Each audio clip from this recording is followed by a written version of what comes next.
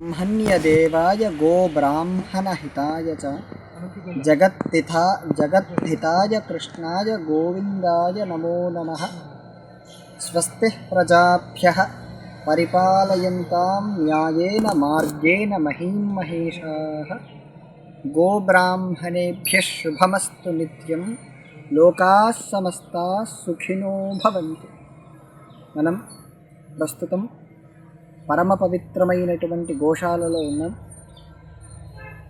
సాయంకాల సమయంలో 4:30 ఆ ప్రాంతాన్ని గోధూలికా సమయం అని కూడా పిలుస్తారు.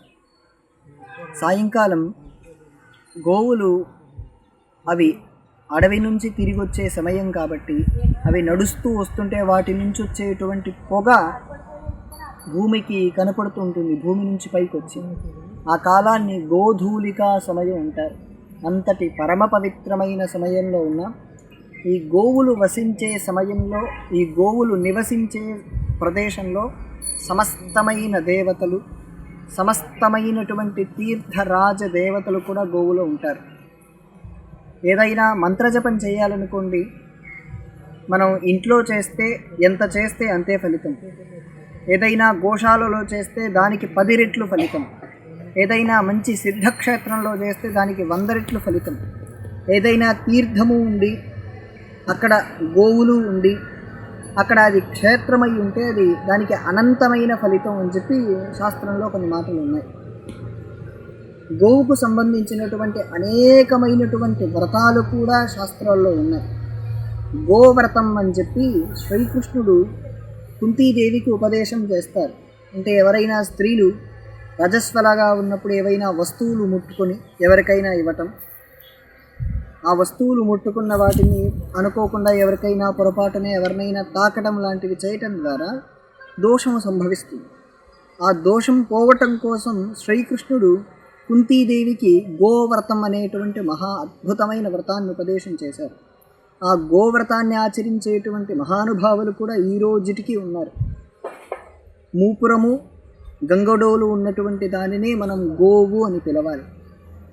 చారలుగా మచ్చలుగా విదేశీ బ్రీడ్ అయినటువంటి జెర్సీని గోవు అని పిలవటానికి మనకు శాస్త్రం అయితే అర్హత చెప్పట్లేదు.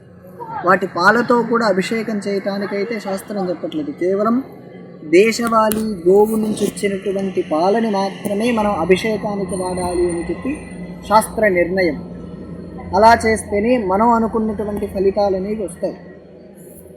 ఈ గోవుకు ఉండేటువంటి కొమ్ములు కానీ, వాటి నుంచి వచ్చేటువంటి గోమయం కానీ, గోతీర్థం కానీ, గోతీర్థం కూడా చాలా పవిత్రమైనది.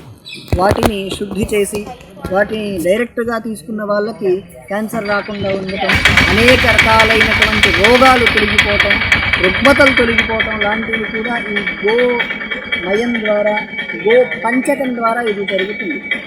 ఏదైనా ప్రతిష్ట లాంటి దైవం, ఏదైనా ప్రతిష్టలు కానీ, పెద్ద పెద్ద కళ్యాణాలు కానీ, పెద్ద పెద్ద ఉత్సవాలు కానీ జరుగుతున్న సందర్భాల్లో గణపతి పూజ, పుణ్యాహవాచనం జరిగిన తర్వాత పంచగవ్యం అనేది చేయాలి కూడా.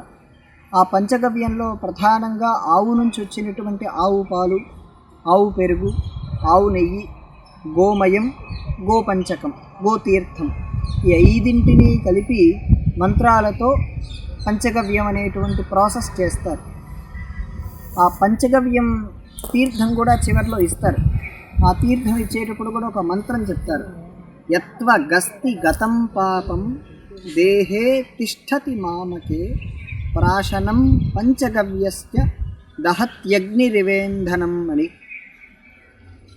మన ఎముకకు పట్టినటువంటి మహాపాతకాలు కూడా ఈ గో ద్వారా వచ్చినటువంటి పంచగవ్యాన్ని స్వీకరించటం ద్వారా అవి తొలగిపోతాయి అని చెప్పి శాస్త్రంలో చెప్తారు. ఆ గోమయము, గోపంచకము, ఆవు పాలు, ఆవు పెరుగు, ఆవు నెయ్యితో చేయబడినటువంటి ఆ మహాతీర్థం, ఆ పుణ్యతీర్థం మనలో ఉండేటువంటి సకలమైనటువంటి పాపాలని ధ్వంసం చేసి మనల్ని ఒక మహాపుణ్య పురుషుడిగా తీర్చిదిద్దుతుంది. అది గోవు నుండి వచ్చినటువంటి ద్రవ్యాలకు ఉన్నటువంటి వైశిష్ట్యం. అలాగే శివుడికి పంచగవ్యాభిషేకం చేసేటువంటి పద్ధతి కూడా ఉన్నది. అంటే ఇప్పుడు చెప్పినటువంటి ఆవు పాలు, ఆవు పెరుగు, ఆవు నెయ్యి, గోమయం, గోపంచకంతో అభిషేకం కూడా చేసేటువంటి వాళ్ళు ఉన్నారు. అలా చేస్తూ ఉంటారు కూడా. అలా చేసేటువంటి పద్ధతి కూడా పరమ పవిత్రమైనటువంటి విషయం. శ్రీకృష్ణుడు ఇదే గోవుల్ని పూజించి, ఇదే గోవులని ఆరాధిస్తూ, ఇదే గోవుల్ని సేవిస్తూ గోపాలకుడు అనేటువంటి పేరు పొందారు. రామాయణంలో ఒక అద్భుతమైన ఘట్టం మనకు బాలకాండలో కనపడుతుంది. విశ్వామిత్ర మహర్షి అప్పుడు రాజుగా ఉన్నాడు. ఆయన పేరు విశ్వామిత్ర మహర్షి కాదు, అప్పుడు ఆయన గాధీ పుత్రుడు. గాధీ ఆయన అనేక ప్రాంతాలు పర్యటిస్తూ వశిష్ఠ మహర్షి దగ్గర ఆతిథ్యం పొందటం కోసం వచ్చారు. వచ్చినప్పుడు వశిష్ఠ మహర్షి ఈయన మాట్లాడుకుంటూ, మీరు వశిష్ఠ మహర్షి ఉండి మీ అందరికీ నేను ఆతిథ్యం ఇస్తాను, వెంటనే స్వీకరించండి అని వశిష్ఠ మహర్షి అనగానే, వద్దండి మేము వెళ్ళిపోవాలి అంటే వశిష్ఠ మహర్షి లేదండి మీ అందరికీ నేను వెంటనే ఆహారం ఏర్పాటు చేస్తాను అని చెప్పి ఆయన దగ్గర ఉండేటువంటి కామధేనువు, ఆ కామధేనువు పేరు శబల. ఆ శబల కొన్ని క్షణాల్లో అక్కడుండేటువంటి 17 లక్షల మందికి కావలసినటువంటి ఆహారాన్ని, వాళ్ళకి మంచినీళ్ళని అన్నిటినీ కొన్ని క్షణాల్లో, బహుశా 30-40 క్షణాల్లో అదంతా ఏర్పాటు చేసింది. ఇదంతా అప్పుడు ఆ గాధి ఈ విశ్వామిత్రుడికి కనుక్కొని, ఈ గోవును నాకు ఇచ్చేయండి, మీకు ఎంత ధనం కావాలంటే అంత నేను ఇస్తాను అంటే విశ్వామిత్రుడు ఒప్పుకోలేదు. బెదిరించాడు, తిట్టాడు, ఒప్పుకోలేదు. చివరికి ఈ విశ్వామిత్రుడి కొడుకులైనటువంటి 100 మంది కుమారులు వశిష్ఠ మహర్షి దగ్గరికి వెళ్ళారు. ఆయన ఒక హుమ్ అనగానే పూర్తిగా అందరూ భస్మం అయిపోయారు. చివరికి ఏం చేశాడు, తన దగ్గర ఉండేటువంటి సైనికులు ఆ గోవుని పట్టుకొని లాక్కెళ్తూ ఉన్నారు. ఆ గోవు తనలో నుంచి అనేకమైనటువంటి సైన్యాల్ని సృష్టించి ఈ గాధి దగ్గర ఉండేటువంటి ఆ వాళ్ళందరినీ సంహారం చేసింది. గోవు చర్మంలో ఉండేటువంటి కూడా చాలా వైశిష్ట్యం ఉంది. ఆ గోవు చర్మంలో, గోవు పాదాల నుంచి అనేకమైనది సైనికులు పుట్టారు. ఆ సైనికులు పుట్టే ఆ సైనికులను, ఆ గో నుంచి వచ్చినటువంటి సైనికులే మిగతా సైనికులందరినీ ధ్వంసం చేశారు. ఆ శబలకు అంత శక్తి ఉన్నది. ఆ శబలా స్వరూపాలే ఈ గోస్వరూపాలు. అందుకే మనం ఎవరు మన సనాతన ధర్మంలో ఆవుని జంతువు అని పిలవం, కేవలం గోమాత అని, తల్లి అని, ఒక ప్రేమమైన వాత్సల్యంతోనే మనకు వీటిపైన భావన ఉంటుంది. కుక్క, గుర్రము, జంతువు, మిగతా వాటన్నిటినీ వాటిపైన ఉండే భావన వేరు, కేవలం గోవు పైన ఉండేటువంటి భావన వేరు. అందుకే మన దేశానికి, సనాతన ధర్మానికి విశ్వమాతగా ఈ గోవుని ప్రకటించాలి తప్ప జాతీయ జంతువుగా గోవుని ప్రకటించకూడదు. ఒకవేళ జాతీయ జంతువుగా ప్రకటిస్తే అది ముస్లింల నుంచి మనకు చాలా ఇబ్బంది అవుతుంది. వాళ్ళే ఇప్పుడు అంటున్నారు అందరూ జాతీయ జంతువుగా ప్రకటించండి అని. అలా చేస్తే మనం ఇబ్బందులో పడతామనే ఉద్దేశించే వాళ్ళు అలా అంటున్నారు. మనందరం విశ్వమాతగా ప్రకటించాలి అని చెప్పి మనందరం చాలా ఖచ్చితంగా కోరుకోవాలి. రామాయణం కానీ, భారతం కానీ, భాగవతంలో కానీ, అలాగే వాయుపురాణంలో కానీ అనేక పురాణాల్లో ఈ గోమాహాత్మ్యం గురించి అద్భుతంగా మహావైభవంగా చెప్పారు. ప్రత్యేకించి వాయుపురాణంలో అనేక అధ్యాయాల్లో గోమాహాత్మ్యం వర్ణన ఉంటుంది. గో పంచకాలని, గో విషయాలని, గోవుని ఎలా పూజిస్తే ఎలాంటి ఫలితాలు వస్తాయని, గోవు శరీరంలో ఎక్కడెక్కడ ఎలాంటి దేవతలు ఉంటారని, ఆ శరీరం చుట్టూ ఎలాంటి ఆవరణ ఉంటుందని. ఇంగ్లీష్లో ఆరా అని ఒక పదం ఉంది. ఆరా అంటే మనకు తెలియని మన శరీరంలో ఉండేటొక కాంతి వలయం, అది ప్రతి ఒక్కరికి ఉంటుంది. కానీ గోవుకు కొన్ని 100 మీటర్ల దూరంగా ఉంటుంది. దీన్ని పరిశీలనగా ఒక యంత్రం కూడా ఉంటుంది. ఆ యంత్రం పెట్టి మనల్ని పరిశీలన చేస్తే మనకెన్ని మీటర్లు వస్తుంది, గోవుకు పరిశీలన చేస్తే ఎన్ని మీటర్లు వస్తుందో పరిశోధన కూడా జరిగింది. మనకంటే అనేక 100 రెట్లుగా ఈ గోవుకు ఆ ఆర సహజ సిద్ధంగా ఉంది.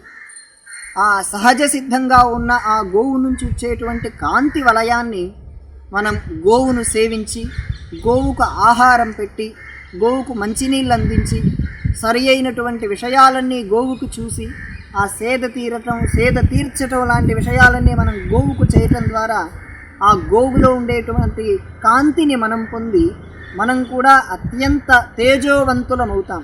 తేజస్సు అనేటువంటి పదం చాలా గొప్పది. తేజస్సు కానీ అలాగే రసము కానీ ఈ పదాలు ఇప్పుడు ఎవరు వాడటం లేదు. మనం చాలా రసహీనులమయ్యాం ఇప్పుడు. ఒకప్పుడు మనం చాలా రసవంతులం. లలితా సహస్రనామాలో విశుక్రుడు అనే రాక్షసుడు ఉన్నాడు. ఆ విశుక్రుడు మనలో రసాన్ని మొత్తం తీసేశాడు.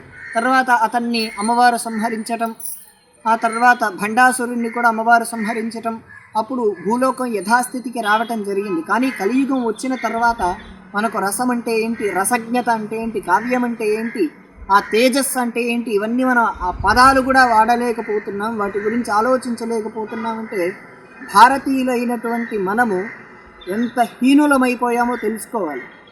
గో ఆరాధన, గోవింద ఆరాధన రెండూ ఒకటే. మీరు గోవిందుణ్ణి గోవుని ఒకే విధంగా చూడాలి. అదే గోవిందుడే గోవుకు దెబ్బ తగులుతుంటే పుట్టలో నుంచి పైకొచ్చినటువంటి గోవిందుడు మొట్టమొదటగా గోరక్షణ చేసిన భగవంతుడు. ఆ భగవంతుడు చూపించినటువంటి మార్గాన్నే మనందరం పాటించాలి, ఆచరించాలి. ఆయన చూపించినటువంటి మార్గంలో మనం గోవుకి కనీసంగా ఆహారాన్ని పెట్టడం, అవకాశం ఉంటే ఏదైనా గోశాలకు విరాళాలు ఇవ్వటం, గో ప్రదక్షిణలు చేయటం, గో మహిమ తెలుసుకోవటం, గోవు నడిచినటువంటి భూమిపై నుండేటువంటి మట్టిని తీసి శిరస్సుకు రాసుకోవటం కూడా ఎంతో గొప్పదే.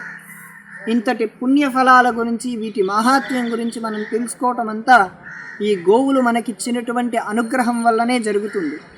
ఈ విషయాలన్నీ మీరు తెలుసుకొని ఆచరణలో చూపించాలని కోరుతూ సదా శ్రీనివాసుని కృప మీకు ఉండాలని ప్రార్థిస్తూ సర్వం శ్రీ గోమాత చరణారవిందార్పణమస్తు.